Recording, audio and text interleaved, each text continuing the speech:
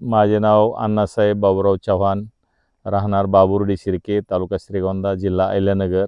माझा 1 acre 2 गुंठ्याचा plot आहे। शिमला मिरची इंडस 11 या जातीची मिरची आहे।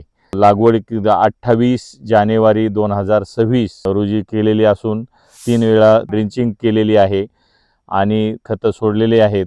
तसेच आम्ही मिरचीचे जे फवारे आहेत किंवा रोग नियंत्रणासाठी जे शेड्यूल आहे, तर त्या जशी परिस्थिती आहे त्या परिस्थितीनुसार आम्ही मिरचीला फवारे दिलेले आहेत आणि त्या फवाऱ्यानुसार मिरचीची इतकी जोमात वाढ झालेली आहे की शेवटी आम्हाला ते मिरचीची वाढ थांबवण्यासाठी शेवटी फवारे घेण्याची परिस्थिती आलेली आहे।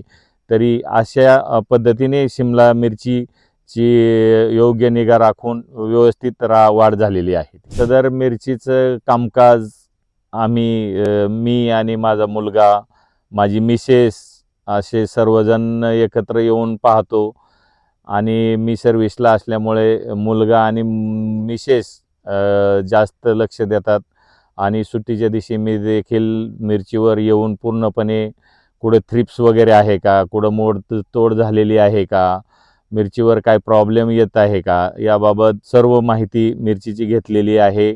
आणि आमच्या शिमला इंडस 11 या मिरचीचा पहिला तोडा 1010 किलो पहिला झालेला आहे आणि त्याला रेट जवळजवळ 48-52 रुपये रेट भेटलेला आहे। माझं नाव शत्रुघ्न चोरमले, राहणार इंदापूर, तालुका जिल्हा पुणे। या मिरचीचं नेटचं वगैरे बांधण्याचं काम आमचं गँग करत आहे। आता चालूला आम्ही चव्हाण साहेबांच्या प्लॉटमध्ये काम चालू आहे आमचं। म्हणजे हे नेट बांधण्यापासून ते मिरची बांधण्यापासून मिरची क्वालिटी आपण पाहू शकता कशी काय 1 नंबर क्वालिटी आहे। हे आम्ही स्टिचिंग करण्यापासून हे कापड बांधण्यापर्यंत काम करतो। मिरची ही आम्हीच बांधलेली ही आणि तुम्ही बघू शकता मिरचीचं ही सेटिंग वगैरे माल ही किती आहे ते। आणि आमचे 20-25 जणांची टोळी आहे, असे आम्ही काम करतो।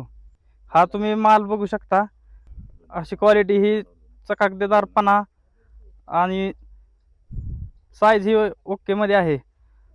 आमचे मित्र चव्हाण साहेब यांचा प्लॉट आहे हा, त्यांनी 1 नंबर नियोजन केलेलं आहे। अशा पद्धतीने शिमला मिरचीची नागरिकांनी लागवड करावी व जास्तीत जास्त उत्पन्न घ्यावे।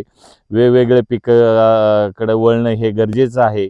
एकच वारंवार पिकं जर केले आपण तर त्याच्यामुळं आपल्या शेतकरी समाजाचा लॉस होत आहे। शेतकरी राजाने जास्तीत जास्त उत्पन्न घ्यावं असं माझी विनंती आहे।